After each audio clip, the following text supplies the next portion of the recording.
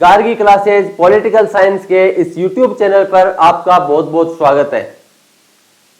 जैसा कि ये अनाउंस था पहले से ही कि एक दो दिन में वैकेंसी आने वाली है आरपीएससी कॉलेज लेक्चरर के लिए, और अल्टीमेटली अंततः ये वैकेंसी जारी की जा चुकी है आरपीएससी के द्वारा। बहुत बड़ा नंबर है वैकेंसीज का, 1913 पोस्ट है। अपने आप में बहुत बड़ा फिगर होता है कॉलेज लेक्चरर के लिए। इतिहास में कभी भी इतनी वैकेंसीज नहीं आई है। हालांकि मैं पहले भी आपको बताता रहता हूं कि आने वाले समय में और ज्यादा पोस्ट अपने को देखने को मिलेगी।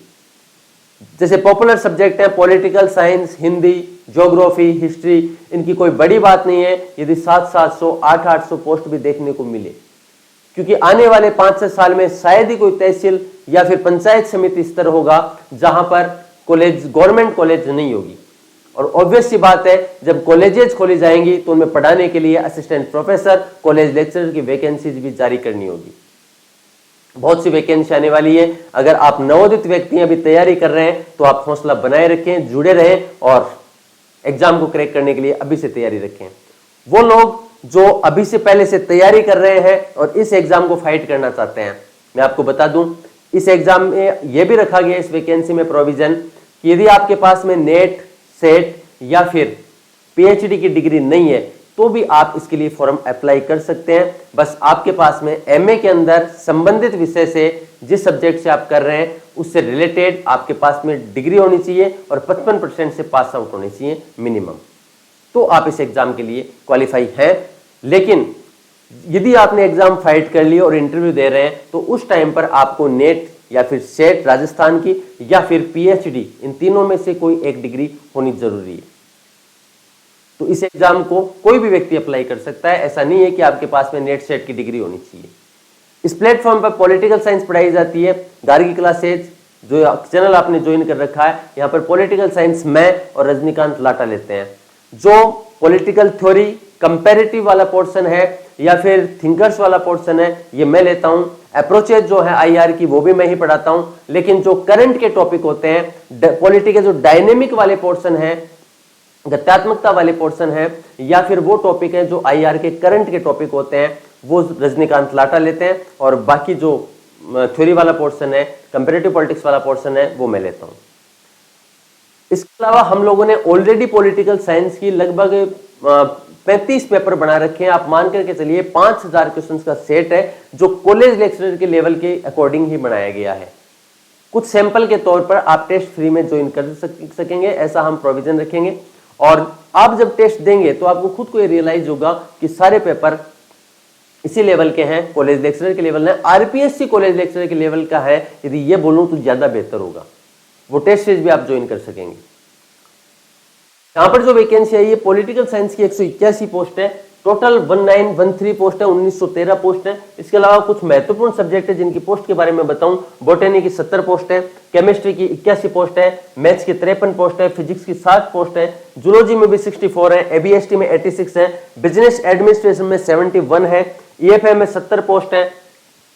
इसके अलावा लॉ में 25 पोस्ट है, इकोनॉमिक्स में 103 पोस्ट है, इंग्लिश के अंदर इंग्लिश लिटरेचर में 153 पोस्ट है, अपने आप में एक रेडिकल चेंज है। ज्योग्राफी में 150 पोस्ट, बहुत बड़ा फिगर है। और सबसे ज्यादा जो वैकेंसी है यहाँ पर वो है हिंदी के अंदर, 214 पोस्ट है।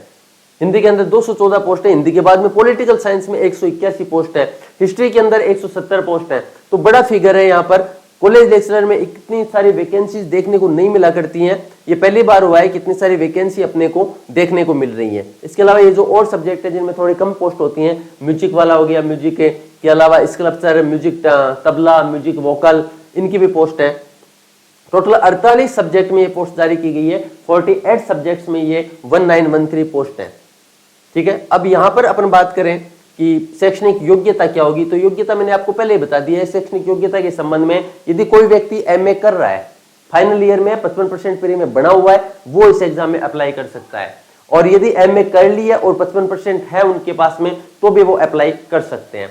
जो डिग्री है वो उनको तब देनी होगी जब वो इंटरव्यू देने के लिए जाएंगे। ये प्रोविजन इसमें किया गया है। हालांकि ऐसे सुनने में आ रहा था कि इंटरव्यू हटा दिया जाएगा, लेकिन ऐसा कुछ नहीं हुआ है। इंटरव्यू एज इट इज रखा गया है। वही 24 नंबर का इंटरव्यू इसके अंदर रखा गया है।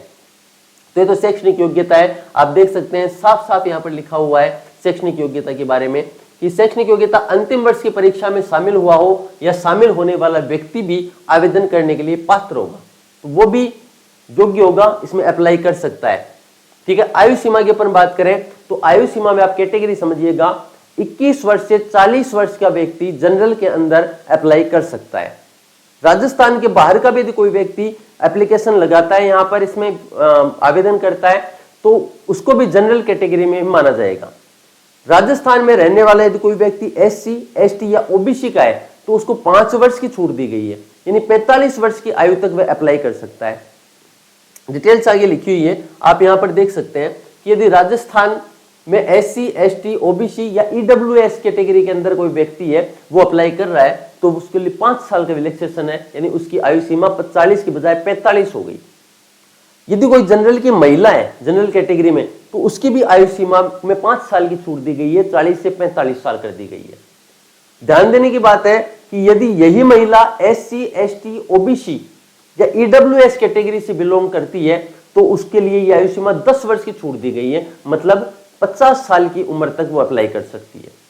सबसे इंपॉर्टेंट बात, यदि विधवा और परित्यक्ता महिलाएं हैं जो डाइवोर्सी हैं या विडो हैं, वो यदि अप्लाई कर रही हैं तो उनके लिए कोई आयु सीमा नहीं रखी गई है इसके अंदर। अब कोई आयु सीमा में कोई इसमें नहीं दिया गया क्या आयु सीमा है, 60 साल पे तो रिटायर हो जाता है या 60 साल से ऊपर हो जाएगी तो भी क्या अप्लाई कर सकती है, ऐसा कोई यहाँ पर प्रोविजन नहीं रखा गया है। ठीक है, तो ये आयु सीमा के बारे में बात हो गई। यहाँ पर मेन पॉइंट्स यही है।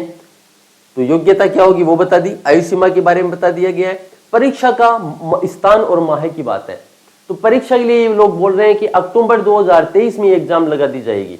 अब देखो अक्टूबर 2023 में लगती है कि नहीं लगती वो बाद का मैटर है, लेकिन जब इन्होंने अक्टूबर 2023 का नाम लिया है तो अपने को उसके अकॉर्डिंग ही अपनी स्ट्रेटजी बना करके चलनी पड़ेगी। अगर आप पहले भी एग्जाम दे चुके हैं, तैयारी की है, तो आपको डायरेक्ट टेस्ट सीरीज ज्वाइन करनी चाहिए और पहले वाला जो कंटेंट है उस पर रिलाई करना चाहिए। आवेदन से फॉर्म ओपन हो जाएंगे और इनकी लास्ट डेट जो है अप्लाई करने की वो 25 जुलाई 2023 को होगी। टाइम भी दे रखा है, रात्रि 12 बजे तक ये आवेदन किया जा सकता है। ठीक है, संशोधन भी करने की एक चांस मिलेगा, यदि कोई गलत फॉर्म फिल हो जाता है तो संशोधन 500 रुपए देकर के संशोधन भी कराया जा सकता है, ऐसा भी प्रावधान है। एक राजस्थान सरकार ने वन टाइम रजिस्ट्रेशन का फॉर्मूला लेकर के आई थी, तो ये बोल रहा है कि वन टाइम रजिस्ट्रेशन लागू किए जाने के कारण ऑनलाइन आवेदन में अभ्यर्थी का नाम, पिता का नाम, जन्म तिथि, लिंग में किसी भी स्तर पर कोई भी संशोधन किया जाना संभव नहीं होगा, क्योंकि पहले वन टाइम रजिस्ट्रेशन हो चुका है। तो अब बात करते हैं पेपर कैसे लगेगा। मतलब पेपर है ना, यहाँ पर 3 पेपर लगते हैं जी। 2 पेपर तो लगते हैं सब्जेक्ट के और 1 पेपर लगता है राजस्थान जीके का। जो 2 पेपर लगाए जाते हैं ना यहाँ पर सब्जेक्ट के, फर्स्ट और सेकंड, इनमें 150 क्वेश्चन आते हैं। एक क्वेश्चन आधा नंबर का होता है, तो 75 के पेपर हो गए। जो जीके का पेपर लगता है इसको थर्ड पेपर कहा जाता है, जिसमें केवल राजस्थान से रिलेटेड क्वेश्चन आते हैं। 100 क्वेश्चन आते हैं, एक क्वेश्चन आधा नंबर का होता है, मतलब 50 नंबर का ये पेपर होता है।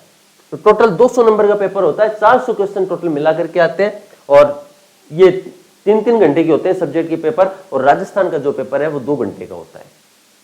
इस तरीके से ये पैटर्न बनाया गया है। तो ये विज्ञप्ति जारी की जा चुकी है। इसी के बारे में एक इन्फॉर्मेटिव वीडियो था। मैं फिर आपको बता दूं, पॉलिटिकल साइंस यदि आप तैयारी कर रहे हैं तो टेस्ट सीरीज ज्वाइन कर सकते हैं। 1-2 टेस्ट मैं फ्री भी रखूंगा, और जो टेस्ट लगेगा उसका कंप्लीट एनालिसिस बहुत ही बढ़िया तरीके से आप यूट्यूब पे देख पाएंगे। इसी चैनल पर जब पिछली बार एग्जाम्स लगी थी तब भी मैंने यहाँ पर बहुत बढ़िया तरीके से एनालिसिस करवाया था, तो आप उसको भी फॉलो कर सकते हैं। उन पेपर्स का लेवल देखिए, आपको खुद आइडिया लग जाएगा कि किस लेवल के पेपर थे, और एग्जाम में भी इसी लेवल के पेपर आए थे। ठीक है, thank you, lot of thanks. और आपको भी बहुत बहुत बधाई कि वैकेंसी आ चुकी है, और इसका लाभ उठाएं, बहुत बढ़िया से तैयारी करें और आप अपना सिलेक्शन लेकर के जाएं। Thank you, lot of thanks.